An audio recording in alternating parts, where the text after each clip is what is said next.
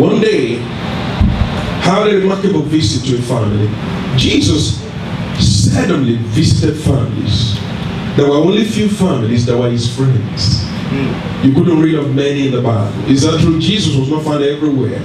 But as a family, if I throw a question to everybody in church today, you probably will know that family. Very few. But we know a particular family, their stories were mentioned over and over again in the scripture. That family lived in a city called Bethany, where Mary, Martha, and Lazarus lived. They were very choicest family that Jesus chose to be with. And I want us to watch what happened here. Jesus visited with this family. But something happened. Of course, there was no mention of Lazarus in this case. But there was a mention of two ladies who were sisters. One of them was Mary. The other one was Martha. Let me just read that passage and then I'm going to break down a few things to us today. Can I read quickly? Can you join me in Luke chapter 10 verse 38 to 42? I read. Glory to God. Now it came to pass as they went, Luke 10, 38. And it came to pass as they went that he entered into a certain village, and a certain woman named Martha received him into her house. And she had a sister called Mary, which also sat at Jesus' feet and heard his word. And Martha was occupied about much serving, and came to him and said, Lord, dost thou not care that my sister has left me to serve the Lord? Be her therefore that she help me. And Jesus answered and said to her, Martha, Martha, thou art careful and troubled about many things. But one thing is needful. It's very, very unusual to see in the scriptures words and opposites, or sentences, phrases that are directly opposite each other in one verse. Jesus said, you care and troubled about many things, but one thing, the opposite of one is many. It says, but one thing is needful. And Mary has chosen the good part, which shall not be taken away from her. Hallelujah. I want to read the last snippet of that scripture from New Translation Version. New Translation. I'd like you to leave New Living Translation. I'm sorry. I want you to hear that. There is only one thing that which you should be concerned about. And Mary has discovered it. And I won't take it away from her. Only one thing is worth worrying about. Mary has discovered it. And I won't take it from her. The word discovered is very critical. And I'm going to talk about it. But I want us to watch this scripture very closely. Jesus walked into this family. To me, I felt it was unfair for Jesus to allow only Martha to labor to provide food for him. That's naturally unfair, you will say. But something happened here. While they were there, Martha was concerned and she was completely tired of walking alone, and walked into the room and said, Master, how is it that you allowed me to be alone, sweating and caring for you? Why? Have you seen two sisters in the same house before? Hallelujah. You know how ladies are. Wonderful sister, bless God for you. But two sisters in the same house. Yeah. We're talking about sisters rivalry. I mean, that's the first thing that will come to your mind. But this is what happened here. Jesus knew what Martha was doing. And many of us are caught in the same thing that Martha was caught in. And I'm going to explain. But Jesus responded in a way. I'm coming back to what Martha said. But I want us to hear what Jesus said. Jesus said, Martha, you've been encumbered with many things, but one thing. Ever say one? One thing. Can you write somewhere in your note, if you will? I'd like you to write the word purpose. Amen. One thing. Life is about one thing. Life is not about many things. And when we got in here, they told us we're going to go to school and make money, and our minds are so occupied with many things. But one thing is important. One thing. Not many. One thing. The Bible says is critical. One thing. What was it? Jesus said one thing is needful, and Mary has discovered it. Yeah. Do we understand it's possible to be in the kingdom and not discover it? Yes, you're saved. Yes, you're going to heaven, but you may not discover it. Here, Jesus said one thing is critical, and Mary found it. And I love this because it brings out a few things that I want to mention to us today. Number one, there are many things in our lives, but they're not important. God is saying in this scripture that not everything is your purpose in life. Don't be tied up with everything in life. Don't let everything hold you back. You must discover what really matters. Number two, the Bible says Mary has chosen. You see, the word choice is a serious word, because the key to becoming what God wants us to be in life still comes back to choices that we get. You could choose to get busy and be human. You could choose to focus on what matters. Jesus said, for some reason, this lady is right here, sitting here, but she made the right choice. Number three, Jesus said, what she's got, no one can take it away. Amen. She got it, no one can take it away.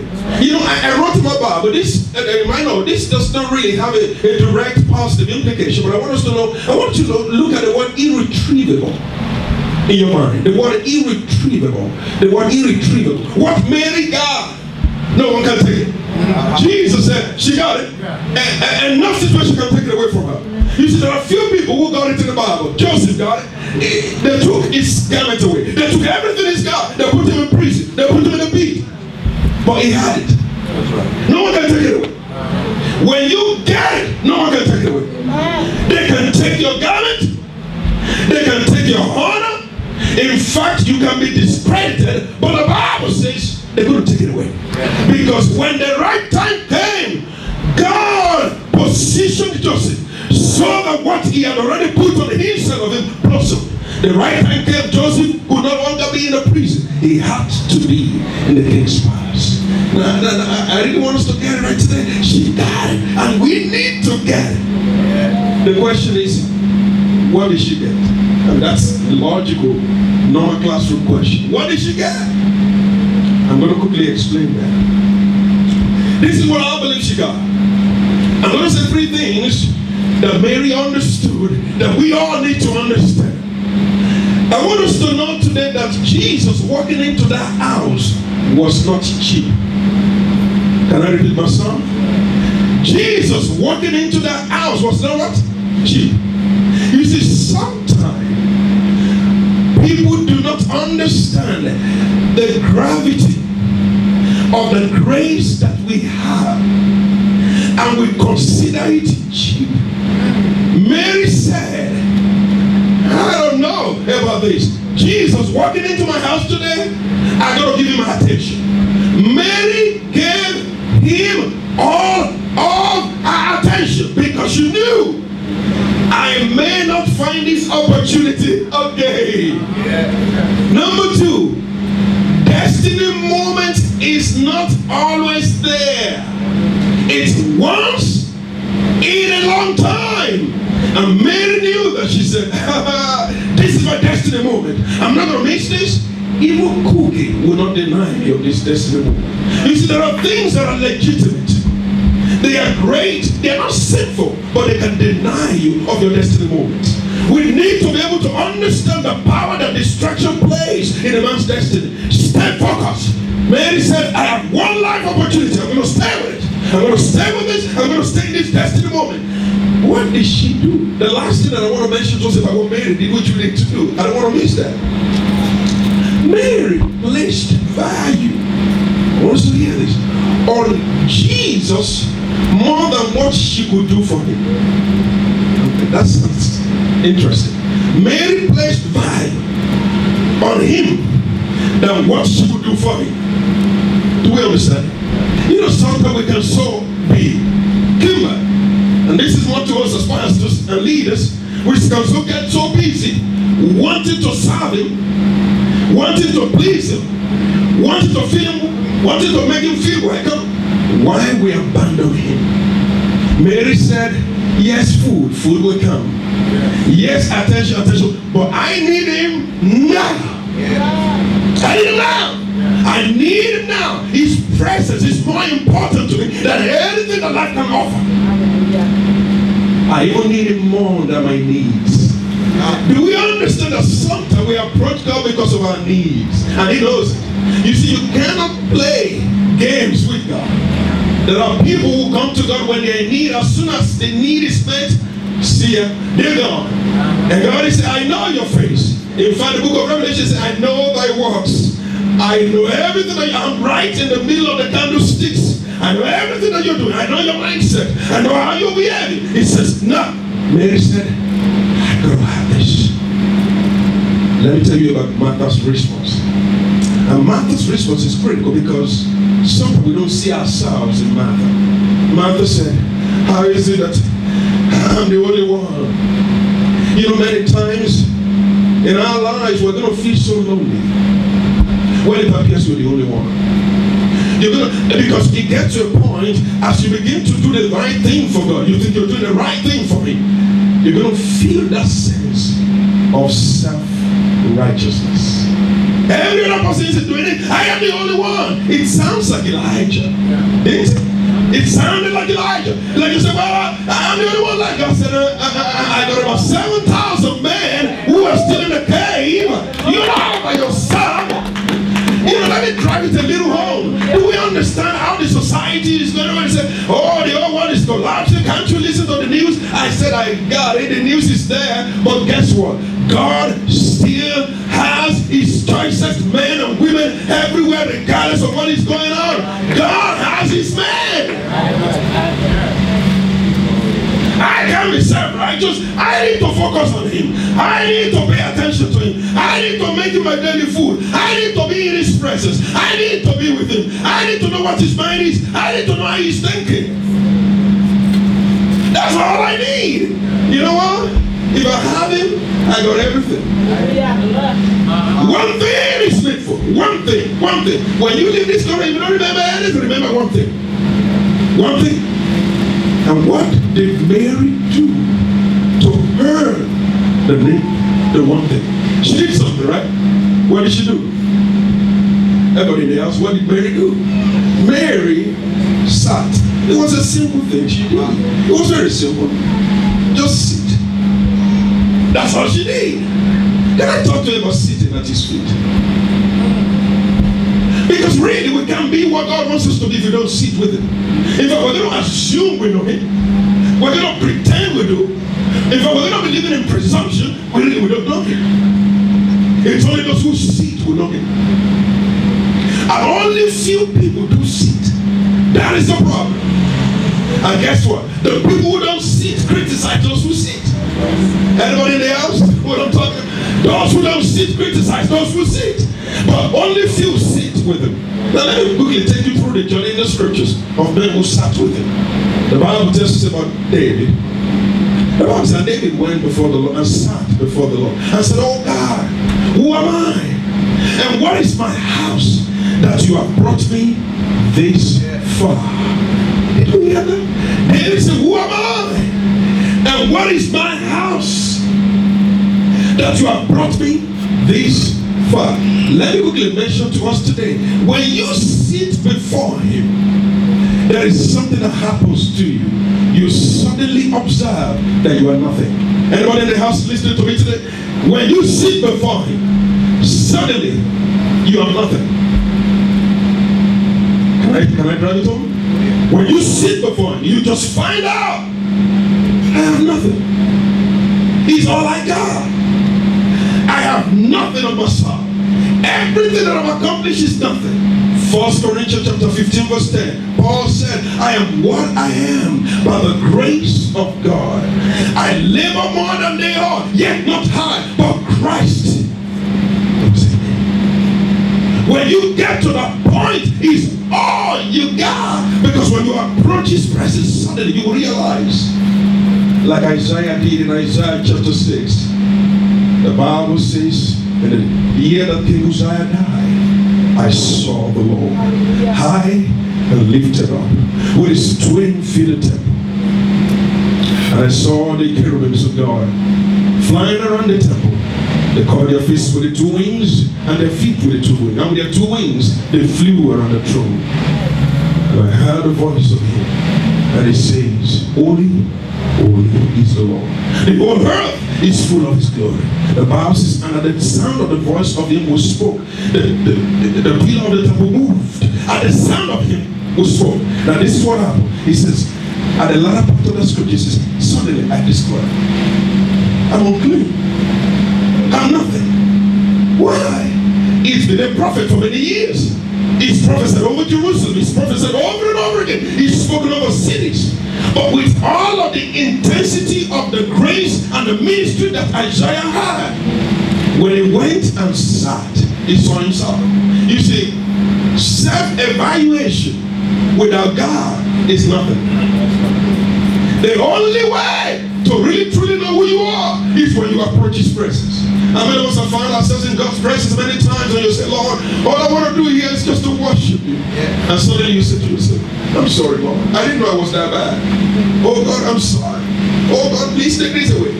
I don't know about you, but that's what happens to me many times as I go before him. And the Lord begins to show me. I begin to open my eyes to the things that I nectarily could not see. And the Lord begins to reveal to me. Sometimes in truth, people around me. And God says, no, that's not what I want. This is what I want from you. But no one will be able to explain. How many of us have been through situations where no one can talk to you about except God? When you go before him, David sat before the Lord and he began to praise him. Lord, I thank you for everything you've accomplished in my life. For time's sake, let me go to the next verse. The Bible talks about this in Ruth chapter 3. Ruth chapter 3. That was a story of a woman who went into a strange land with a husband. They have two sons. The two sons died in a strange land, but they were married before the two sons died. So they have two ladies who were married to their sons. They were the daughters-in-law. And they came in, and while Naomi knew that she lost everything she took to the land, she said to herself, let me go back to the country that I belong. Of course, one of the women said, well, if you're leaving, and she told them to go. One of them said, well, okay, I'll go. All will be well with you. But there was a woman who said, I'm not going. Your God is my God. Your people is my people. Actually, sisters, if you really want to understand true love, that's how to read it. That I love that man till death. The Bible says, your God is my God. And Ruth went with Naomi.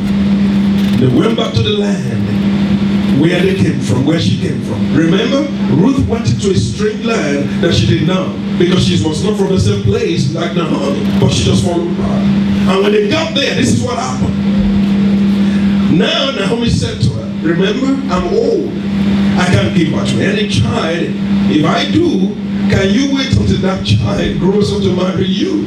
Why not go and find somebody for yourself? She said, no, I'm not marrying any other person. I'm married to this family. I'm going to stay with you. But this is a real story. As they were together in the land and they gleaned, and I was winnowing, the Bible says, one day, Ruth found out, it was Naomi who mentioned to her, go into a particular man's field, the name Boaz, and go and glean in that land. When she got there, she went into the man in the night. The Bible says she sat at his feet. The man said, no one must know that you are here until the morning. But this is a real issue from this story. I want us to remember that story. To me, this is a lady who had lived a life without hope. There was no hope of ever marrying another man. Remember, she made a commitment. I won't marry any other person except you. I'm going to stay right here. And she sat with this man. The man was supposed to be a kinsman redeemer, but there was somebody else who was more qualified than he was. And he said, I won't be the one to redeem this. It has to be another man that is closer than I am. And she sat there. But she sat, I want to explain that sitting. You see, some of us may be here today. All hope may be lost. But there is a place where your hope can be rekindled. You may be here today when you're so burdened with the cares of this world. But there's only one place, and he's the only one who said, cast your care upon me, for I care for you. You may have a heavy heart today. The scripture tells us in Philippians chapter 4 verse 6, the Bible says, be careful for nothing, but in everything with prayer, supplication, and thanksgiving, let your requests be made known to God, and let the peace of God that surpasses all understanding give your heart and mind in the Lord Jesus. What happened is this: there is a place where we sit that hope is reborn. There is a place where you sit where care disappears. There is a place where you sit when the weight of the world is completely shattered. And this woman realized that. She sat at the feet of Boaz and she said, it doesn't matter, I'm going to be here. And you know what has happened? It's interesting to know who Boaz means, what it typifies in the scripture. Boaz in the scripture was a type of Christ. Is that true? Anybody else? Was a type of Christ. In other words, actually, if you bring it to the New Testament, it was as though Ruth went to the feet of Jesus, because all her hope was gone. Everything she thought she had in life, her hope, her dream, everything was gone. The only place that I have left is his presence. Everything in life that we think we could have, we can't get in any other place except at his feet. Ruth understood that. Number 3, sitting at his feet.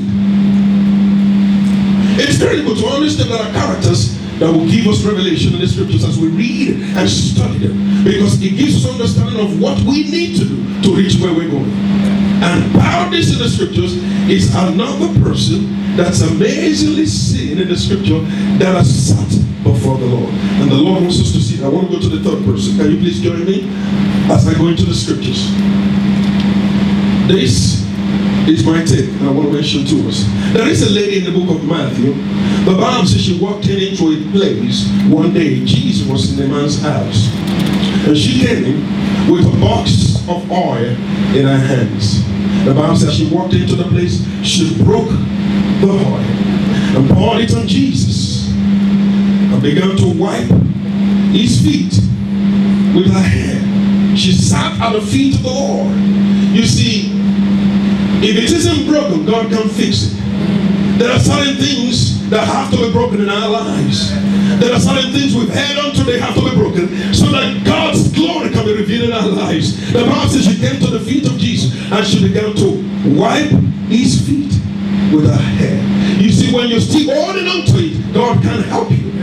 The only time he comes in to help is as we approach his throne, is as we approach his feet and say, Lord, this is who I am. And you know what he does? He holds you by the hand and leads you through. And that's one of the things I saw about this woman. She thought, everybody says she's a sinful woman. She was castigated, she was hated for who she was. You see, there's only one person who has an open door 24/7. It is God. The Bible says, come in unto me and I will come in unto you. He says not, if you knock at the door, I will open the door, and if you allow me to come in, I will come into you and I will sit with you and I will dine with you. There's an open door before him. But most people will close the door against your life. But he says, I open the door continually for you. If you want to come, I allow you to come. This woman came into Jesus and she wiped his feet and she sat there and wept. Everybody was saying, we will use that money to do something. Why is she wasting it? She knows why she's wasting it. What was most valuable to her was nothing before God. I want us to know today, God wants us to learn how to be at his feet. Because that is where life is interpreted. That is where your dreams will be interpreted. That is where your life will have focus. Because everything in life means nothing until we get to that place where we sit at his feet. Those are the people who matter. Those are the people who control the future. Those are the people who understand the soundness of the Spirit. Those are the people who understand the mind of God, because they sit at His feet. You find direction, you find strength, you find life, you find understanding, because that is where life truly belongs. It's amazing in the kingdom, the way up is down, not up. Unbelievable. Glory to God.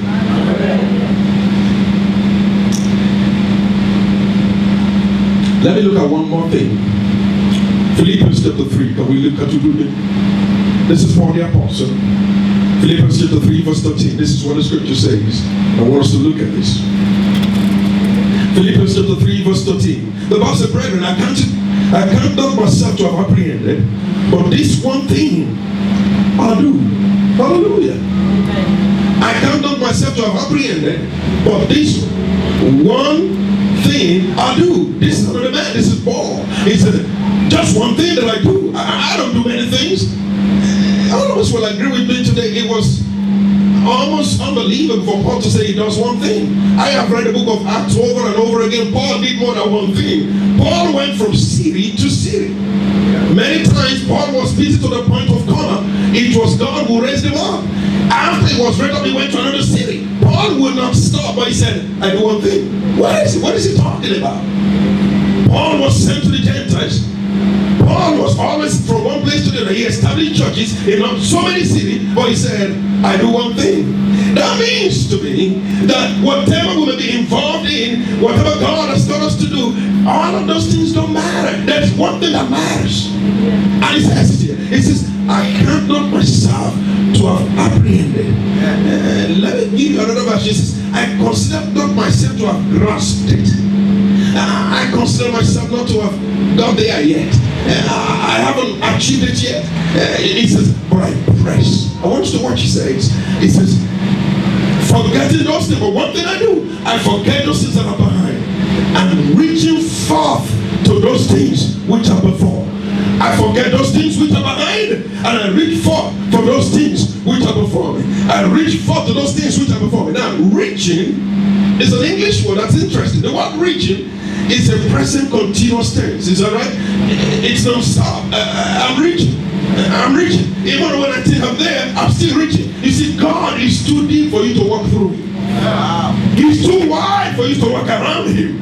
Paul said, I understand my limits, but the only way to keep being who I am and keep being at the cutting edge is to keep reaching for Him. Is to keep reaching for Him. The more I reach for Him, the more I want to reach for Him. The more I reach for Him, the more I want to reach for Him.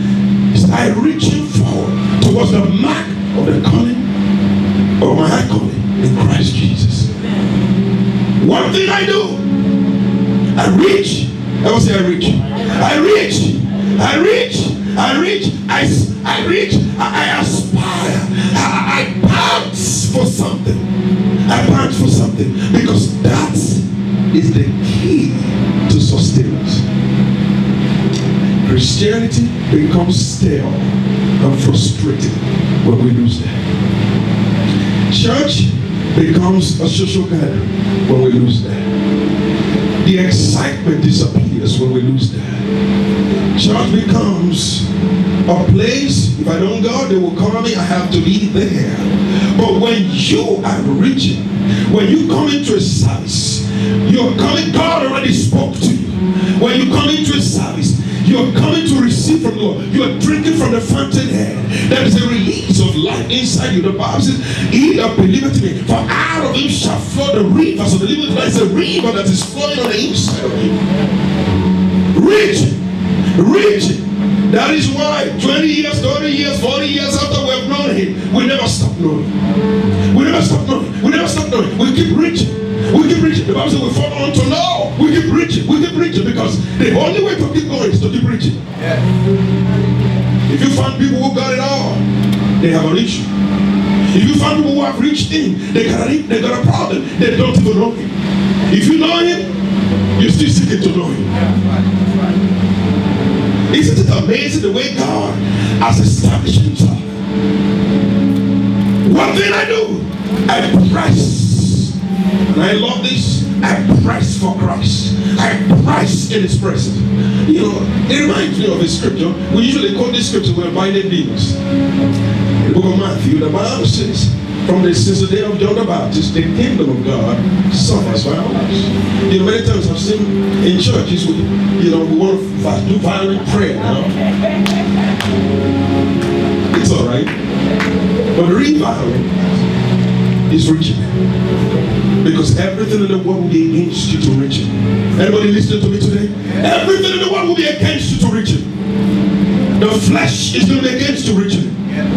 There are things, the pull of the word is going to be against you reaching it. The violence that we suffer, the battle that we face, is the battle to stay focused. It's the battle to stay concentrated. It's the battle to read our minds on the things that bog our minds down. The real battle is stay maintaining our consecration in the Lord. Romans chapter 12 verse 2. Be not conformed to this world, but be ye transformed by the renewing of your mind, that you may prove what is the good, acceptable, and perfect will of God. Renewing our minds, understanding that my life's goal, my one purpose in life is to know him. Nothing else. That's one thing that is needful. One thing needful. One thing needful. I cannot myself, because if I was around Paul, the time he wrote that story, I would have said, what a great man you are. What a great accomplishment to establish churches in Corinth, in Ephesus, in Colossus. I would have been saying so many things, you know we talk. Oh, you've been doing great things. But Paul said,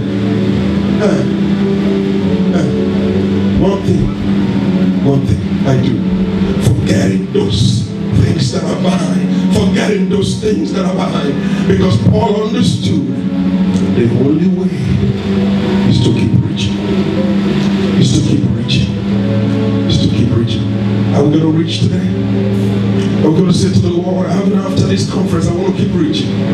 I'm not there yet. You see, the reason why God can't use many of us the way he wants is because we stop reaching. You see, the minute we wore suits and wore tie, we stop reaching.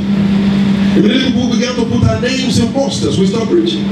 Immediately people began to call us, can you sing for me? We stop preaching. Wow. But God is saying, I want more from you. I want to reach out for me. First, isn't it amazing how God used certain words in the Bible? One thing, and then I move to first thing. The Bible says in Matthew chapter 6, verse 33. The Bible says, seek ye first. That was a seek ye first. Are we finding out that one and the first means the same thing? It's a seek ye first the kingdom of God and its righteousness. Seek ye first the kingdom of God and its righteousness. Seek ye first the kingdom and its righteousness. And all other things and many things and all other things and many things shall be added to you. I believe that God will take the church from following after other things and begin to focus on the first thing. Because you see, if you get the first, it will produce many. If you run after many, you will lose it all. Because there is he that gathereth, yet there is he that scattereth, yet increaseth. You see, as you begin to pursue the Lord, as you begin to focus on the first thing, you know what happens? God will begin to add other things to you. Because you see, one thing that you pursue, the first thing that you produce, that you pursue, actually has magnets all around it. As you begin to pursue the Lord, I'm going to give us examples. God will take you from a nobody to somebody. As you begin to reach out to him. I remember the story of Elisha. Elisha was a man of many things. He had other things going on for him. He was in business. His life was made up for him. He was settled for life. Have you heard people say, I'm settled for life? Everything is fine. I inherited this. Everything is fine. I'm settled for life. But he found one thing. He found the first thing. As soon as Elijah threw the mantle to him, he found it. He said, I know what this means. Every other thing that I have here, the Bible says he sold it. He said, we didn't watch sold in the Bible. We didn't understand what it means. In other words, put them where they belong. By priority, they are not important. As important as the first. The Bible says the first thing, seek ye first the kingdom of God. I love the word seek. Matthew 7:7. The Bible says, ask and you shall receive.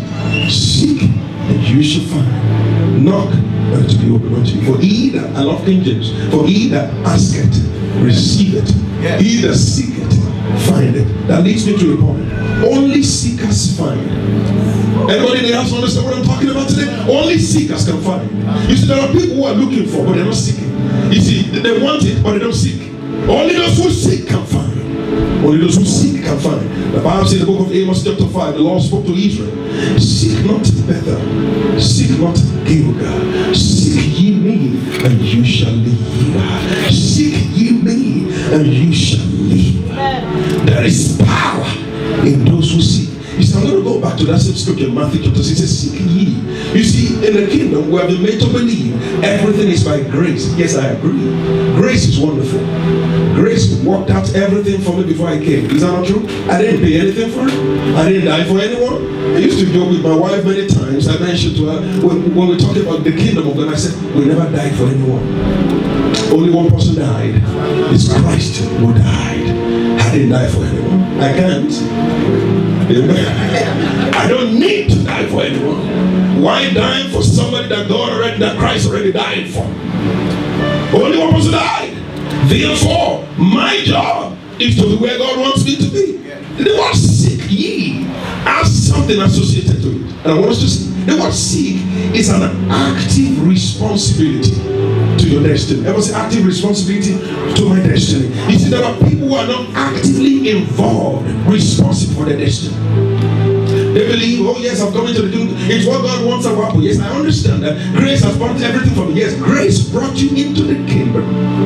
But the process of your knowledge of Him involves action. Philippians 2:12. The Bible says, walk out your salvation with fear and trembling. There is a place where a decision is made, like Mary made a decision. Lord, all I need is you. But in my life today, I ignore and I neglect every distraction in my life. All I want is you. All I want is you. All I need is you. Seek ye me, and you shall be. When do we think we don't seek? We don't seek sometimes because we don't know how to seek. We don't seek sometimes because we're distracted by the world. We don't seek sometimes because there's a secret sin in our lives and God is saying, move that out of the way. We don't seek sometimes because there is no more passion in our lives.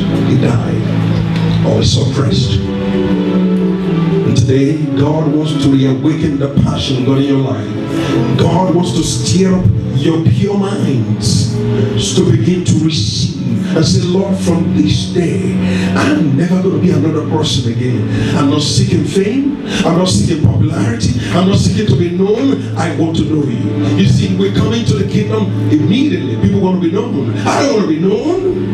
I just want to know you. Yes. I just want to know you. Because when I know you, that's what brings me satisfaction. That's what brings peace into my heart. You see, when you are known, it brings, I must have seen Hollywood before. People are known, but they are empty. Therefore, they are on drugs. Therefore, they commit suicide. Therefore, they're in multiple relationships. Because those things don't bring satisfaction. They are known. Please, church, don't seek to be known. Seek to know Him.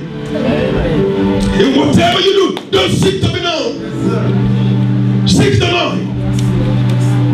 If you seek to be known, yes, you get it. But alongside with that, there are baggages that come with it. Because it is the blessing of God that maketh rich that does not have sorrow to it. When the blessing of the word comes, it adds sorrow to it. Seek me, and you shall live. Seek me. There is a responsibility in seeking, in paying attention to details, in putting our hearts before the Lord. This is my life. I give it all over to you. In this week, we're going to rededicate our lives to God. We're going to ask Him to have His way all over again. I want to have your way in my life. That's all I need, Lord. Every other thing in life don't matter to me. The money is okay, but it has its place. My family is wonderful, but it has its place. I'm going to give it all to you. Could you tell us a few things? And I'll leave us with this today. How do I then seek Him? How do I seek the first and the one thing? Number one, surrender it all. Let it go. That was let go. And let go. Let go. And let go. Until we get to the point as we let go and let go, we can get there. Everyone that I know in the scriptures, they actually let go. I said, Lord, all I want is you. Let go. And let go. Let go. You know what I found out? Every time that God wants to work in people's lives, He demands you letting go. Even Jesus walked into Gethsemane. Do we remember Him? Jesus said, oh God, I wish this cup will pass over me. Nevertheless, thy will be done. Nevertheless, can we say nevertheless to God today? Nevertheless, thy will be done. Thy will be done. It's all I need. Your will alone, let me be done. Nevertheless, the apostles were commissioned by Christ before He left. Why Jesus left, remember He had only 3.5 years with them. The Bible said they went fishing. As long as you keep fishing, you never get there. Because they never let go. They knew why they were there. And as soon, remember the instruction of Jesus, go back to the upper room, and the promise of the Father will be given to you. The time they decided, they went to the upper room. They had no idea what was going to happen. But what happened? That same day, that was Pentecost. And not just Pentecost. They became productive in their lives. I love Acts of the Apostles chapter 4. The Bible said when they arrested Peter and John, do you know what they said? They said, we observed that these people are unlearned. But one thing we found out is that they have been with Jesus. Hallelujah. They have been with Jesus. Naturally, they don't have enough education. But we perceive they spoke with such accuracy, with such dexterity of mind, and they were wondering, what is it that these people are saying? They didn't go to school. How can they quote scriptures? We went to school. We went to Bible school. We became Pharisees. We learned all the books. We learned all the Pentateuch. How come they can speak like this? Yes, they can speak like this because they found Him. Anyone in the house, if you find Him, if you find Him, you will become an amazement to the world. Because you see, when you surrender, your surrender will turn you from being a wanderer to a wonder. Your surrender will turn you from being a wanderer to a wonder. God wants to make a wonder out of His people. God wants to lift us up. But we need to say, yes, Lord. Yes, Lord. I'm here. Take it all. Take it all. I'll leave you up to the story today and I'll close. Because now the word is saying, where is our God? Is it going to happen? Yes, it will. What the Lord said will manifest in our days. I remember this story, many of us may have heard it before, of two artists who walked into a museum. As they walked into the museum, they were looking, and one of them was an international artist, awarded so many things. And when they walked in there, they saw one painting, and the man said, can I look? He looked and said, there's something wrong with this painting. Something is wrong with this. The friend said, what? What is wrong? I mean, we came here to the museum to just look. What is wrong with it?